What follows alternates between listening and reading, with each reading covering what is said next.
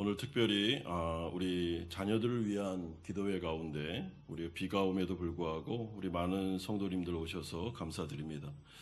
특별히 오늘 중고등부 찬양팀 앞에서 찬양을 인도해 주셔서 감사드립니다. 찬양을 인도하고 또 세션들이 이렇게 연주를 하고 또 하나님을 찬양하는 모습이 얼마나 아름다운지 모르겠습니다. 참 멋있습니다. 우리 청소년들이 다 이렇게 헤드폰 끼고 기타도 치고 뭐 드럼도 치고 하는 모습이 얼마나 멋있는지 모르겠습니다. 청소년 시기에 하나님을 예배할 수 있다는 것, 또 하나님을 찬양할 수 있다는 것, 또 찬양을 섬길 수 있다는 것이 얼마나 감사합니까? 우리 청소년부, 우리 중고등부 이제 유스코스타가 9월 1일에서 3일까지 준비되고 있는데 정말 기도로 많이 준비하시고 이번에 큰 은혜 받으시기를 바랍니다. 그리고 지금 12학년 우리 친구들은 입시를 위해서 지금 많이 노력하고 있습니다. 교회가 함께 기도하고 우리가 함께 중보해야 될 것 같습니다. 우리 12학년 학생들 정말 주님의 은혜 가운데 떨지 않고 하나님께서 인도하시는 좋은 그런 학업의 장으로 대학으로 인도받기를 소망합니다. 그리고 한마음교회 중고등부 교사들과 교육자, 학생들의 신앙 부흥을 위해서도 우리가 함께 기도하고 그리고 이번에 있을 이제 유치부부터 우리 초등부까지 있을 성경학교에도 하나님의 강력한 은혜가 임할 줄로 믿습니다.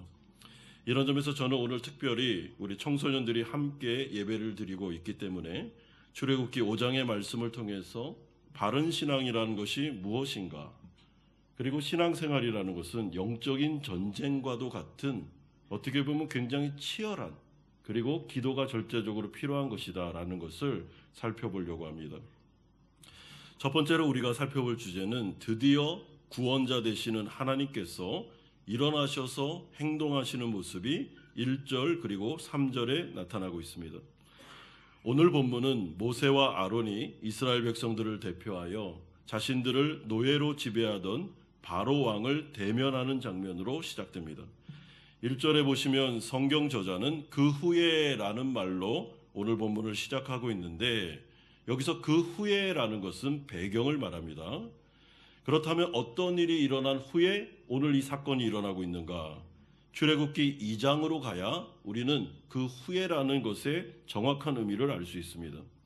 그러므로 제가 출애굽기 2장 23절에서 25절을 한번 읽어드리겠습니다.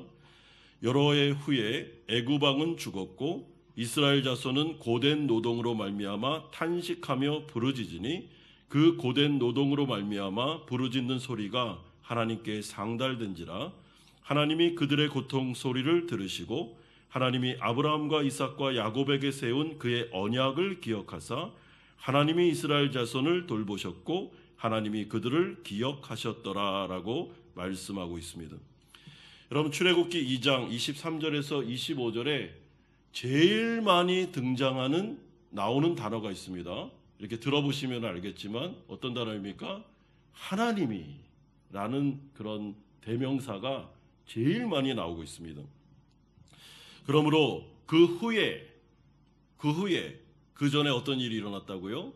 이스라엘 백성들이 자신의 고통으로 말미암아 울부짖기 시작했을 때 하나님 앞에 나와서 간절하게 부르짖으면서 기도하기 시작했을 때 하나님께서 그들의 기도를 들었고 그들의 기도가 하나님께 그러니까 전달되었고 하나님께서 그 기도를 들으신 다음에 아브라함과 이삭과 야곱에게 언약한 그 약속을 기억하셨고 기억하는 순간 지금 노예 생활하고 있는 자신의 백성, 언약 백성 이스라엘 백성들을 권고, 기억하고 이들을 돌보기로 작정하셨다라는 것이 중요한 배경이 되는 것입니다. 왜냐하면 하나님은 인격적인 분이시며 하나님은 살아계시기 때문에 자신의 백성들이 지금 애굽 땅에서 노예 생활하고 있는 이 모습을 어떤 이유가 있어서 하나님의 계획이 있어서 지금 그냥 내버려 두시는 것이지 하나님께서 자신의 백성들을 버리거나 관심이 없거나 돌보실 마음이 전혀 없었기 때문에가 아니었다라는 것을 오늘 본문의 배경은 우리에게 분명히 말씀해주고 있습니다. 하나님의 계획하심에 따라 이스라엘 백성들 가운데 고난의 기간이 허락되었다. 하나님의 어떤 작정하심에 따라 하나님께서 일정 기간 동안 이스라엘 백성들 그냥 내버려 두시고 도와주지 않고 마치 하나님이 안 계신 것처럼 이들이 고생함에도 불구하고 그냥 내버려 두셨다라고 말씀하고 있습니다.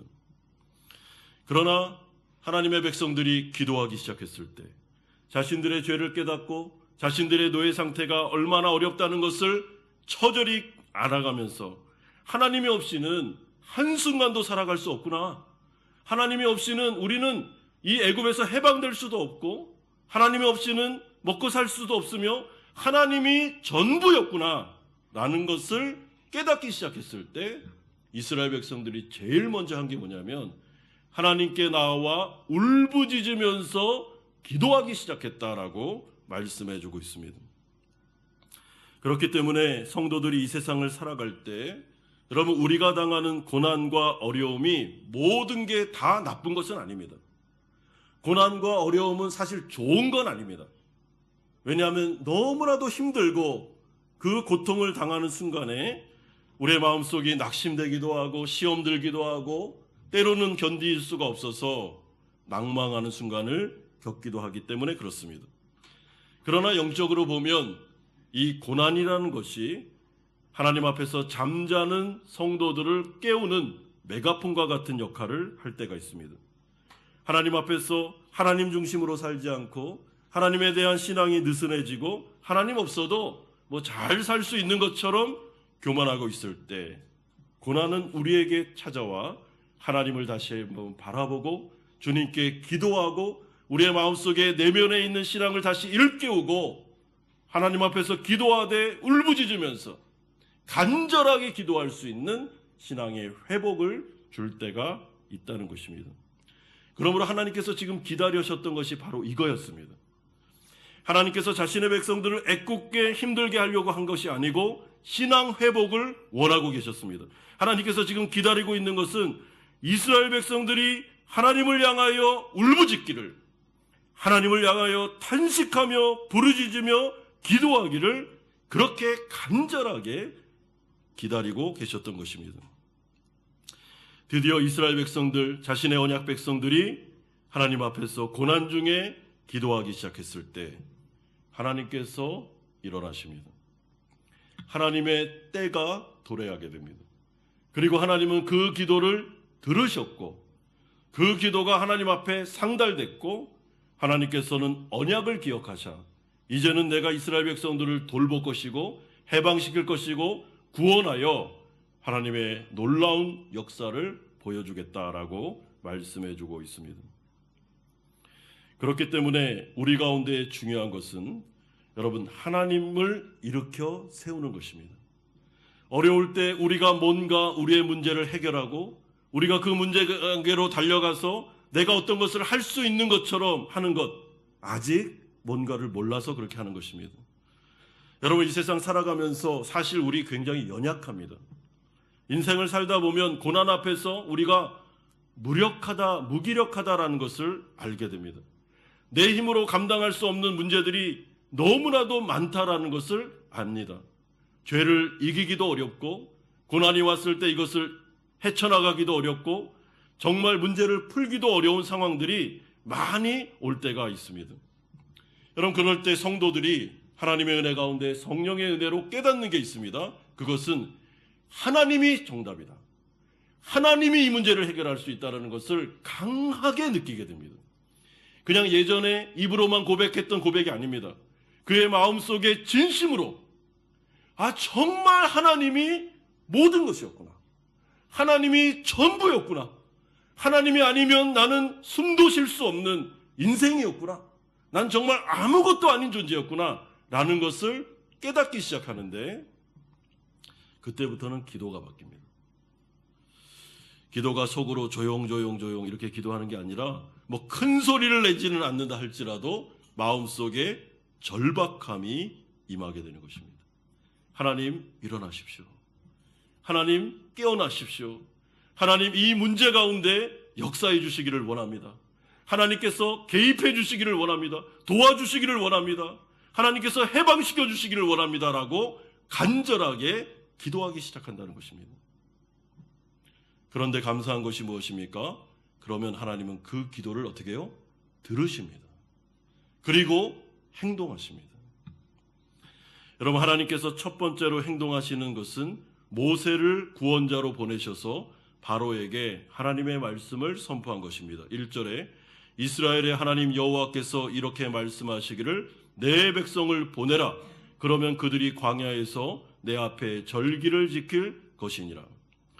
여러분, 이것은 쉽게 말하면 하나님께서 바로를 향해 이스라엘 백성들을 향한 자신의 소유권을 주장하는 것입니다. 그리고 이것은 지금 바로와 타협하고 협상하기 위해서 말씀하시는 게 아닙니다. 이거는 바로를 향해 선포하는 겁니다.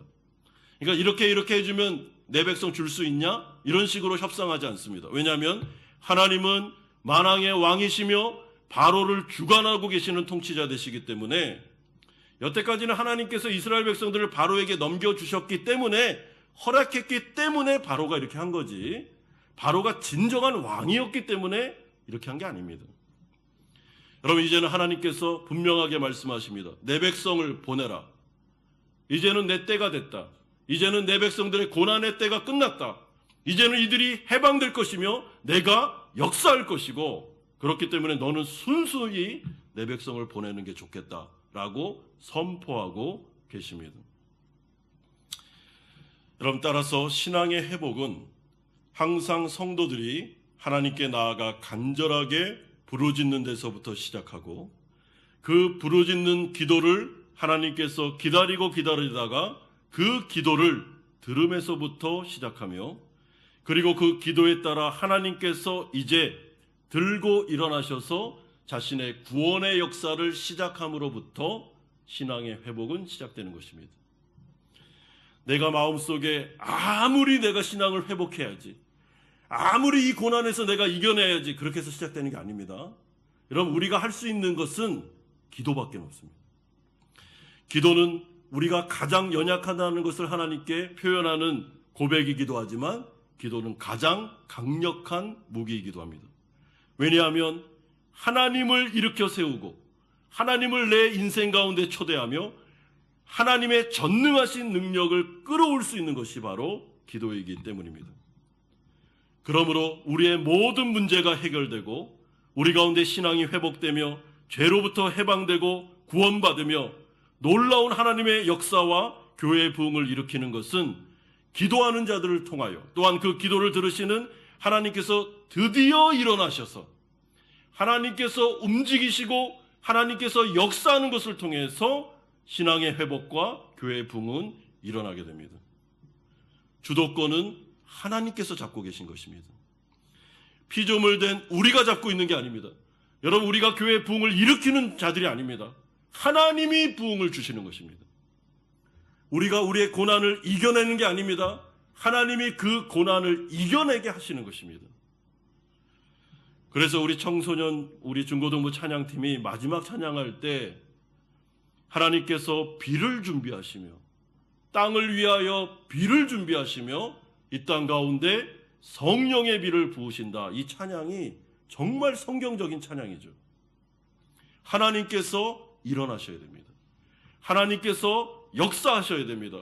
그렇기 때문에 우리가 해야 될 일은 기도밖에는 없는 것입니다.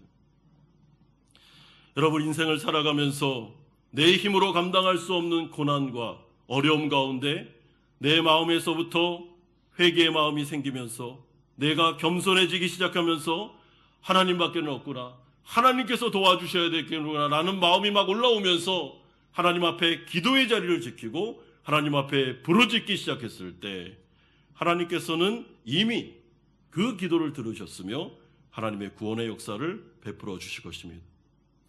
죄의 문제 가운데, 내가 내 힘으로 죄를 해결할 수 없는 죄에 중독된 문제 가운데 마치 구원받은 성도임에도 불구하고 죄의 노예처럼 살아가고 있는 일상 속에서 하나님 앞에 나와 내 이 모든 것들을 깨닫고 이제는 이렇게 살면 안 된다. 내가 게임 중독으로, 그리고 돈의 노예로, 일을 절제하지 못하는 상황 속에서 하나님이 나의 주인 되시는데 하나님을 나의 주인으로 모시지 않고 내가 다른 것에 노예 생활하면 안 된다라는 마음이 막 올라오면서 하나님 앞에 나아가 부르짖기 시작했을 때 하나님께서는 그 기도를 들으시고 반드시 구원의 역사를 베풀어 주신다고 말씀합니다. 그렇기 때문에 사랑하는 성도 여러분, 우리의 마음 속에서부터 사실 신앙의 회복과 부흥의 역사는 움직이기 시작합니다. 여러분들의 마음이 중요합니다. 마음에서부터 기도하고 싶은 마음이 일어나고 있는지, 내 신앙을 지금 돌아볼 수 있는 마음의 울림이 있는지, 이렇게 살면 안 되는데, 세상에 완전히 푹 빠져서 살면 안 되는데, 예배가 이렇게까지 매너리즘에 빠져서 내가 예배 생활하면 안 되는데, 지금 뭔가 문제가 있는데, 이렇게 하면 안 될 것 같은데, 청소년들 같은 경우는 게임을 이렇게까지 많이 하면 안 될 것 같은데, 하나님 앞에 예배하고 기도해야 될 것 같은데, 왜 이렇게까지 밤을 새면서까지 내가 빠져 있을까라는 생각이 올라오기 시작하여 하나님 앞에 기도할 때, 여러분, 그것은 하나님 앞에서 놀라운 회복이 이미 시작된 거다라고 말씀해 주시는 것이죠. 교회 부흥도 마찬가지입니다. 성도들 가운데 교회의 회복과 교회의 부흥과 갱신을 위해서 마음이 막 동이면서 마음속에 간절함이 생기면서 자녀들을 위하여, 다음 세대를 위해서, 교회를 위해서, 우리 다음 세대가 정말 이렇게 하면 안 되는데, 하나님 의지해야 되는데 라는 마음이 생기면서 기도하는 분이 나타나기 시작했을 때 교회 부흥은 우리 가운데 일어나게 되는 것이죠. 그러므로 하나님께서는 우리의 기도를 들으시고 일어나사 하나님께서 움직이시며 구원의 역사를 이루어 주십니다. 그럴 때 두 번째로 이러한 가운데 바로가 어떻게 반응하고 있는지 2절 그리고 4절에서 5절은 말씀합니다. 모세와 아론이 바로를 대면하여 하나님의 말씀을 전하니까 바로가 2절과 같이 반응합니다. 바로가 이르되 여호와가 누구이기에 내가 그의 목소리를 듣고 이스라엘을 보내겠느냐? 나는 여호와를 알지 못하니 이스라엘을 보내지 아니하리라. 4절에도 5절에도 한번 보십시오. 모세와 아론아, 너희가 어찌하여 백성의 노역을 쉬게 하려느냐? 가서 너희의 노역이나 하라. 이제 이 땅의 백성이 많아졌거늘 너희가 그들로 노역을 쉬게 하는도다. 바로는 지금 하나님을 비꼬고 업신여기고 있습니다. 여호와가 누구냐?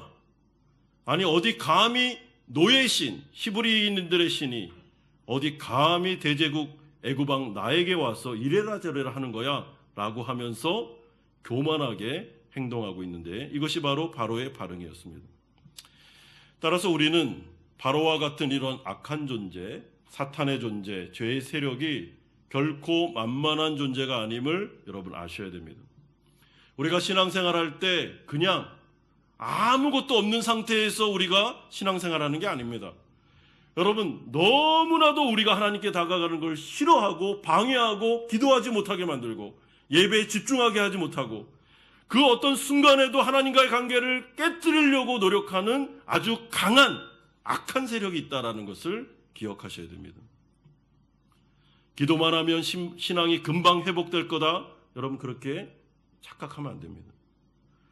사탄 마귀는 하나님을 향해 구테타를 일으킬 정도로 굉장히 막강한 영적인 존재입니다. 하나님을 향해 모욕적인 말을 일삼을 정도로 교만하고 교활한 존재입니다. 세상의 악한 권력자들을 이용하기도 하고 세상의 매체들을 통해 강력한 죄의 유혹을 불러일으키기도 합니다. 따라서 여러분, 우리가 하나님 앞에서 신앙적인 회복을 일으키고 주님을 의지해야 되겠다, 이제 하나님께로 돌아가야 되겠다라는 마음이 들어 하나님께서 구원의 역사를 일으킬 때, 하나님께서 일어나실 때 사탄 마귀의 세력도 같이 들고 일어난다라는 것을 기억하셔야 됩니다. 내가 마음만 먹으면 얼마든지 죄를 이길 수 있고 사탄 마귀를 이길 수 있다는 생각은 버리셔야 됩니다. 하나님께 나아가 기도하며 부르짖으면 금방 죄의 문제가 해결되고 고난과 역경의 문제도 해결될 것으로 생각해서도 안 됩니다. 우리가 신앙적으로 다시 하나님을 의지하기로, 하나님을 붙잡기로 다짐할 때 사탄 마귀의 세력과 이 바로의 세력이 일어나고 있는 것이죠. 그러므로 우리의 영적인 싸움은 때로는 긴 여정일 때가 있다라는 것을 생각하십시오. 여러분, 하나님 앞에 나와서 간절하게 부르짖었습니다. 그러면 바로 구원의 역사가 일어나면 좋은데 그렇지 않을 때도 있다는 것입니다. 긴 여정일 때가 있습니다. 그래서 성도에게는 인내와 믿음이 필요한 것입니다.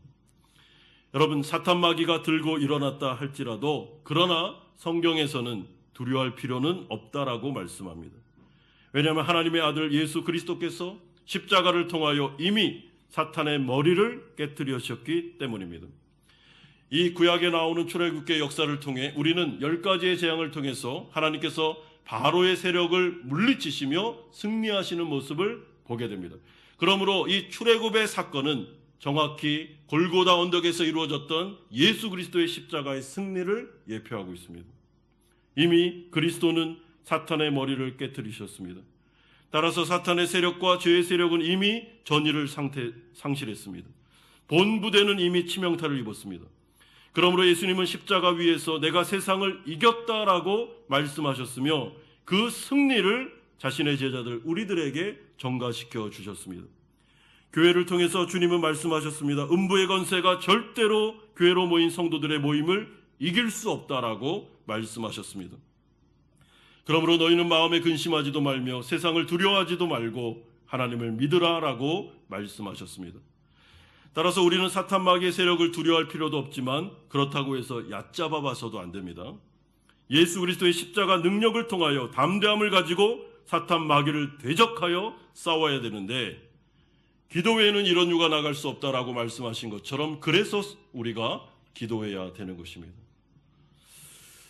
여러분, 이 가운데 만약에 이 말씀을 듣고 아니면 요즘에 근래에 내가 하나님을 향해서 다시 한번 신앙을 회복해야 되겠다. 내가 다시 한번 일어나야 되겠다. 하나님 앞에 회개하고 정말 이런 죄된 습관들 다 청산하고 이제 주님만을 의지해야 되겠다. 이 고난 중에 하나님께로 돌아가야 되겠다라고 할 때 사탄 마귀가 들고 일어날 텐데 여러분, 그럴 때는 기도의 자리를 놓치시면 안 됩니다. 그리고 더 중요한 것, 교회로 모이는 성도들에게 기도 부탁을 하십시오. 겸손하게. 제가 지금 이런 문제가 있습니다. 기도해 주십시오. 사탄 마귀가 굉장히 마음을 유혹하고 낙심시키고 어렵게 만들고 있습니다. 함께 기도해 주십시오. 라고 할 때 우리가 이 모든 것들을 이겨낼 수 있는 것입니다. 그렇기 때문에 신앙생활은 결코 취미생활이 아닙니다. 여러분, 신앙생활은 전쟁입니다. 전쟁. 눈에 보이지 않는 전쟁입니다. 눈에 보이는 하나님을 섬기는 것 또한 눈에 보이지 않는 사탄 마귀와 싸우는 전쟁입니다. 지금도 이 예배드리는 이 순간에도 우리가 전쟁을 하고 있는 것입니다. 여러분, 호치민의 한마음 교회가 세워졌고 이 가운데 하나님의 영광을 위해서 나아갈 때 우리는 지금 하나님의 영광을 위해서 그의 나라를 위해서 싸우지만 사탄 마귀와 싸우고 있는 것입니다. 전쟁입니다. 전쟁. 여러분, 이 부분을 놓치시면 안 됩니다. 요즘에 내 마음이 자꾸만 낙심이 되고 내 마음이 자꾸만 시험 들고 자꾸만 이상한 생각이 들고 하나님과부터 멀어지려고 하고 왜 이럴까? 왜 이렇긴요? 전쟁인데요. 얼마나 사탄 마귀가 공격하고 낙심시키고 하나님께서 멀어지게 하려고 정말 불철주야 노력하고 있는데 여러분, 당연한 것 아니겠습니까? 깨어나야 되지 않겠습니까?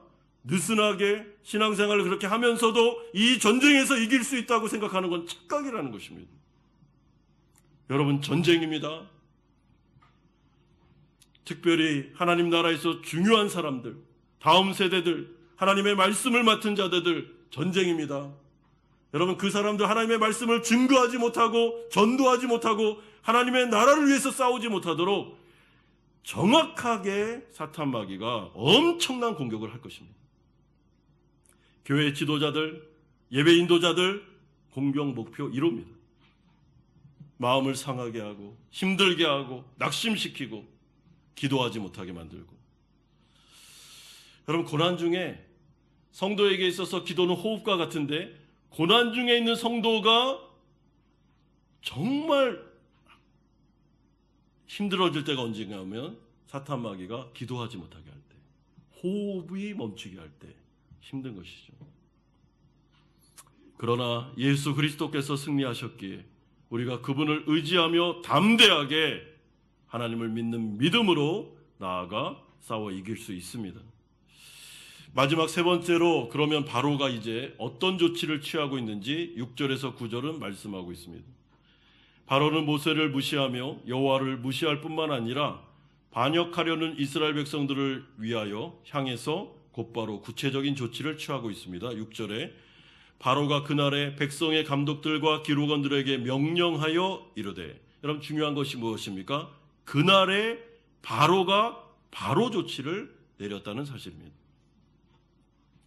여러분, 바로는 결코 지체하지 않습니다. 바로 그날에 바로가 바로 조치를 취하고 있습니다. 여러분, 바로가 이스라엘 백성들에게 내린 조치가 무엇입니까? 그것은 이스라엘 백성들의 노동을 더 무겁게 해서 수고롭게 하라는 조치였습니다. 7절에서 8절 보십시오. 너희는 백성에게 다시는 벽돌을 쓸 짚을 전과 같이 주지 말고 그들이 가서 스스로 짚을 줍게 하라. 또 그들이 전에 만든 벽돌 수요대로 그들에게 만들게 하고 감하지 말라. 여러분, 이것은 이스라엘 백성들이 감당할 수 없는 노동량을 말합니다. 이건 불가능합니다. 하루에 할 수 없는 노동량입니다. 그러니까 바로는 이스라엘 백성들을 노예에서 해방시키기는커녕 더 심하게 학대하며 올가매고 있습니다. 그런데 이렇게 하는 이유가 중요합니다. 여러분 9절에 보십시오. 그 사람들의 노동을 무겁게 함으로 수고롭게 하여 그들로 거짓말을 듣지 않게 하라. 여러분, 이 부분이 중요한 것입니다. 이렇게 노동력을 강하게 해서 이들을 힘들게 하라라는 게 아닙니다. 이들을 정신없게 하고 바쁘게 하고 이 노동에 완전히 몰입하게 함으로 뭐라고요? 모세와 아론을 통해 들려지고 있는 하나님의 말씀을 거짓말로 치부하면서 그 하나님의 말씀을 듣지 못하게 해라. 이것이 바로 바로가 취한 조치였습니다.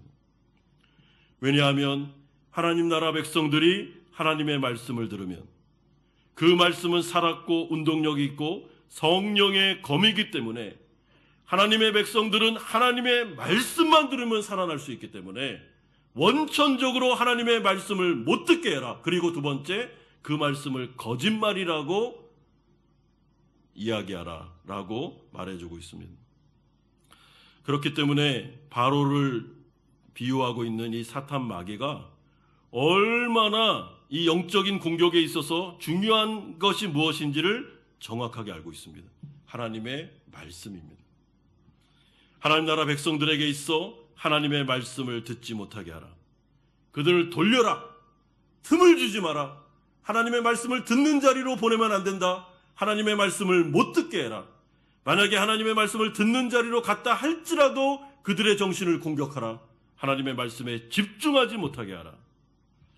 이것이 바로 바로의 공격 목표였고 사탄 마귀의 공격 목표입니다. 여러분, 하나님의 말씀을 성도들이 못 듣는 것, 교회가에서 하나님의 말씀이 막히는 것은 예를 들 수 있을 정도로 엄청나게 많은 방법이 있습니다. 어떤 사람의 마음에 시험 들게 하고 그래서 그 마음에 시험 들므로 아무리 설교를 들어도 설교가 안 들리게 할 수도 있습니다. 너무 바빠서 예배 나올 수가 없습니다. 하나님의 말씀을 읽을 시간도 없고 들을 시간도 없고 묵상할 시간도 없고 아예 예배를 나올 시간도 없습니다. 물론 일이 바빠서 그럴 수는 있죠. 그러나 여러분, 성도는 항상 영적으로 생각을 하셔야 됩니다. 이렇게 바쁜 것이 옳은 것이냐? 예배 나올 수 없을 정도로 일주일 내내 하나님에 대해서 한 번도 생각을 않고 하나님의 말씀을 한 구절도 읽을 수 없는 그 상황, 그런 것들이 너무 자연스럽고 이래도 아무렇지도 않고, 여러분, 그러면 안 된다는 것입니다. 왜냐하면 하나님의 백성들은 하나님의 말씀을 못 들으면 급격하게 세속화될 수밖에 없습니다. 하나님의 말씀을 못 들으면 급격하게 영적으로 무력해질 수밖에 없습니다. 그렇기 때문에 하나님의 말씀을 듣는 자리로 오는 것도 중요하지만 그 말씀을 들을 때 집중해서 듣는 것도 중요한 것입니다.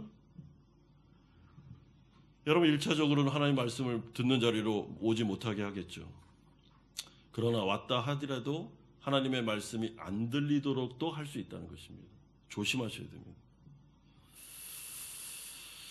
하나님의 백성들이 하나님의 말씀을 귀담아 들으면 그 말씀에 감동을 받으면 성령이 역사하고, 그러면 성도들이 자꾸만 영적으로 깨어나기 시작하고 기도하기 시작하고 회개하기 시작하고 하나님을 의지하기 시작하기 때문에 자꾸만 영적으로 새로워지고 힘을 낼 수밖에 없기 때문에 사탄의 입장에서는 아예 이 하나님의 말씀을 막아버려라, 못 듣게 하라라고 말씀해주고 있습니다. 여러분, 그렇기 때문에 성도들이 교회를 위해서 기도할 때 여러분, 목회자들을 위하여, 설교자들을 위해서, 또한 주된 메신저를 위해서 기도해 주셔야 됩니다. 하나님의 말씀이 교회 안에서 막히지 않도록, 하나님의 말씀이 약해지지 않도록, 살아있는 하나님의 말씀이 우리 가운데 들려질 수 있도록 성령을 통해서 이 말씀이 성도들을 살리고 성도들을 회복시키고 성령의 부흥의 역사를 일으키는 말씀이 선포될 수 있도록 기도해 주셔야 됩니다. 기도할 때 그 말씀을 설교자에게만 맡기는 것이 아니라 청중이 함께 기도하셔야 됩니다. 여러분, 이 예배 가운데 저만 설교하는 게 아니고 여러분들도 듣는 가운데 설교를 같이 하시는 것입니다. 그 말씀에 집중해 주시고 이 말씀에 아멘해 주시고 이 말씀 가운데 회개하고 이 말씀을 나의 말씀으로 여기고 오늘 이 시간에 하나님께서 나를 찾아오셨고 나에게 말씀하신다는 심정을 가지고 들을 때 여러분, 그때 교회 가운데 영적인 갱신의 역사가 나타날 수 있는 것입니다. 여러분의 인생 가운데, 여러분 일주일의 삶 가운데 하나님의 성경을 얼마큼 읽으십니까? 하나님의 말씀을 얼마큼 묵상하십니까?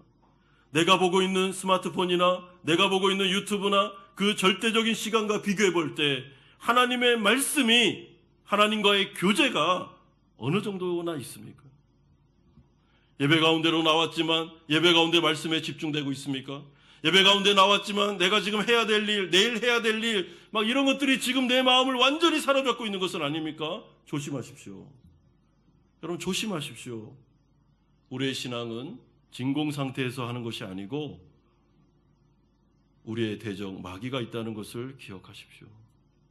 여러분들이 깨어나고 여러분들이 다시 힘을 내고 교회가 부흥하고 기도하기 시작하며 다음 세대를 위하여 부모들이 간절하게 무릎 꿇고 기도하는 것, 사탄 마귀가 너무나도 싫어하는 것입니다. 하나님의 말씀이 선포되고 하나님의 말씀이 능력 있게 우리 가운데 역사하는 것, 사탄 마귀가 너무나도 시도하는 것입니다.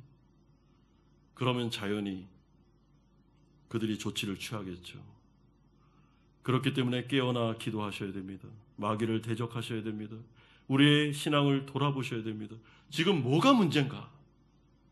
지금 내 신앙에 뭐가 문제인가? 왜 이렇게 은혜가 없는가? 지금 내가 이 예배 드리는 가운데도 내 마음속이 왜 이렇게 척박한가? 도대체 뭐가 문제지? 요즘에 왜 이렇게 은혜가 안 되지? 요즘에 왜 이렇게 힘들지? 도대체 뭐가 문제지? 돌아보고 성찰하고 하나님께 나아가야 됩니다. 그냥 내버려 두시면 안 됩니다. 영혼을 방치하시면 안 됩니다. 여러분, 사탄 마귀가 강력하게 조치를 취하고 있습니다. 그러나 제가 아까 말씀드린 대로 주 예수 그리스도께서 이미 승리하셨고 하나님은 우리의 기도를 듣고 계시며 우리를 감찰하고 계시며 우리를 주목하고 계시며 우리가 다시 일어나 하나님을 향해 기도하기를, 하나님 앞에 간절하게 부르짖기를, 우리를 회복시켜 주시기를, 교회가 부흥되기를 진짜 원하는 분이 하나님이시기 때문에 우리가 하나님 앞에 나아가 비를 준비하시도록, 하나님께서 역사하시도록, 하나님께서 은혜 주시도록 기도하기만 하면 하나님께서 우리 가운데 놀라운 은혜를 회복해 주실 것을 믿습니다. 여러분, 기도하기만 하면, 다시 부르짖기만 하면 하나님께서 회복의 역사, 하나님의 방법으로 하나님께서 회복의 역사, 부흥의 역사를 반드시 이루어 주실 것이다. 이것이 바로 이 출애굽기가 우리에게 주시는 하나님의 말씀입니다. 이 약속을 믿고 오늘 하나님 앞에 이미 기도했지만 다시 한번 이 말씀을 듣고 하나님 앞에서 다시 한번 우리의 영적인 갱신과 회복과 신앙의 부흥을 위해서, 다음 세대의 하나님의 은혜를 위해서 함께 기도하시는 성도님들 되시기를 주 예수 그리스도의 이름으로 축원드립니다.